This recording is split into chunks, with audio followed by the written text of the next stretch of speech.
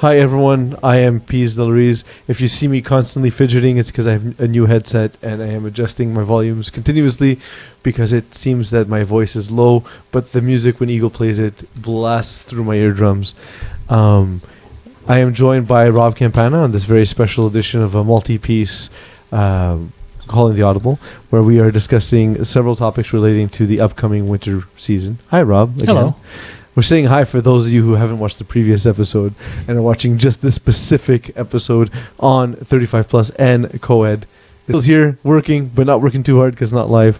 So let's start with 35 Plus. How did you find the first season of 35 Plus last season? I think it went super well. We ran the league in parallel with the Kirkland Touch Football League. Dave Allen primarily was the person who helped me run the division. He knows these guys really well. Their league is completely set up via draft. Mm-hmm. So you sign up only as an individual. What we did last year is we kind of had an amalgamation of a draft division where there was two teams that were essentially pieced together by Dave. And then there were four teams that registered as set units. And as far as parity went, as far as caliber went, 5 of the 6 teams were pretty much on par with each other, more or less. There was one team that was a little behind in Venom. But otherwise, I thought the division went really well. The guys liked the setup. They liked the venue. They liked the beers after the game there at Kirkland. So the division went super well. But obviously, as the division grows, and so does the gap between top and bottom. And we're hoping that splitting the division up into 2 separate subdivisions can hopefully alleviate those issues before they come. Mm-hmm. Are there any other things that are different this time around? Other than the night of the games, so depending on how many teams there are, we are limited since we only have 5 hours at our disposal on Thursday nights. So should we need some more fields, there may be some Sunday games thrown into the mix. Otherwise, besides what I just alluded to earlier, everything will remain status quo for the 35 plus. So how does it work if I'm a team or an individual? So is the registration process different, or how do I actually do that? Yeah, good question, Alex. So basically, if you sign up as a team, it would basically works the same way as you would if you were signing up a team in Division 3, 4, 5, 6, whatever the case may be. You sign up on the registration link. If you're an individual who wants to throw your name into the mix for the draft division, then you would sign up as an individual, which is also available now on our homepage under the sign up option on the main menu. Mm-hmm. And once you choose 35 plus as your option, you automatically get funneled over into the loving hands of Dave Allen, who will contact you. And then once the draft will take place, probably near the end of the month of November, early December, you'll obviously be kept in the loop and then placed on a team.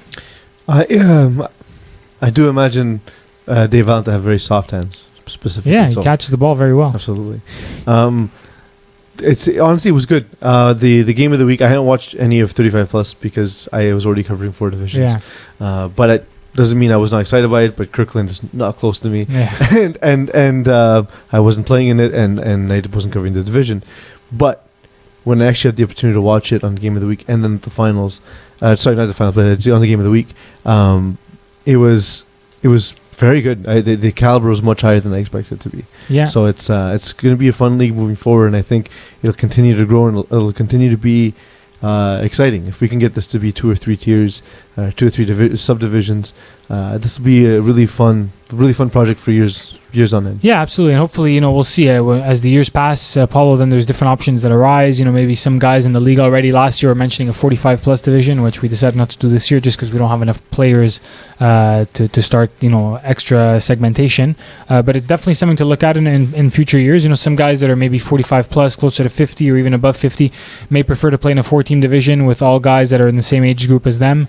Because if you're 48, 49 playing an FPF, which a lot of guys do, by the way, the guy who's 35 or 36 is still pretty damn young to you.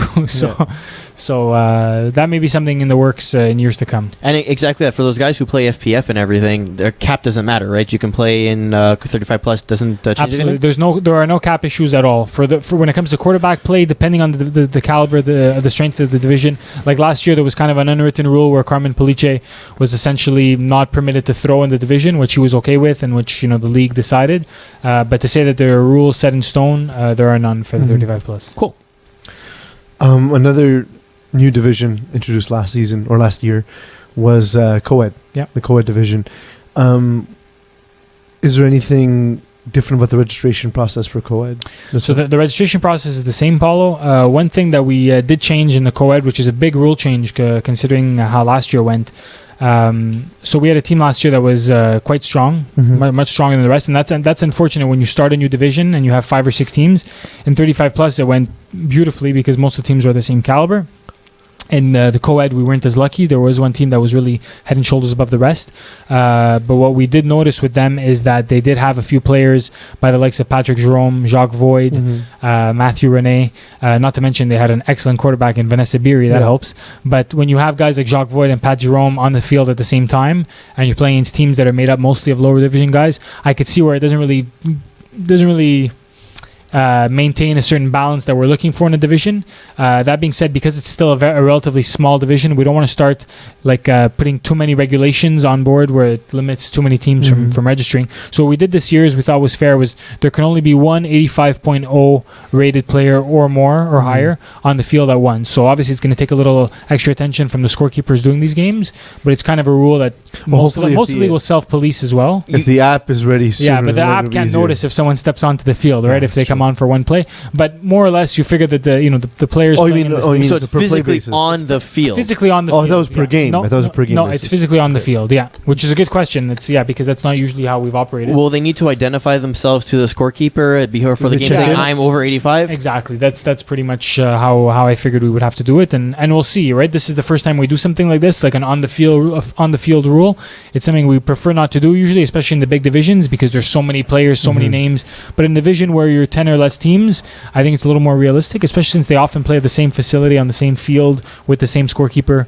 So they tend to kind of get to know each other. It's a little more of a tight community. So I think we'll be all right in that case, and we'll see how that goes. I think that will help balance out the teams a little this year, but we'll see how it goes. And again, there's no cap for the entire team, but there is a quarterback cap. There's a quarterback cap, Alex. Yeah, it's 75.0 is the maximum cap for anybody throwing in this division. Okay, and for those who have no knowledge of co-ed but are interested, how does it work in terms of having male and female players on the field? So good question. So the only rule essentially that regards gender is there has to be an absolute minimum of 2 female players on the field at once at all times. So we actually did, come to think of it, we already did have something like that on board last year. A little easier to spot, but is 2 girls always have to be on the field at once. That's the minimum. There's no maximum. So a team can be made up of 3, 4, 5, 6 women on the field, but that's the rule in place.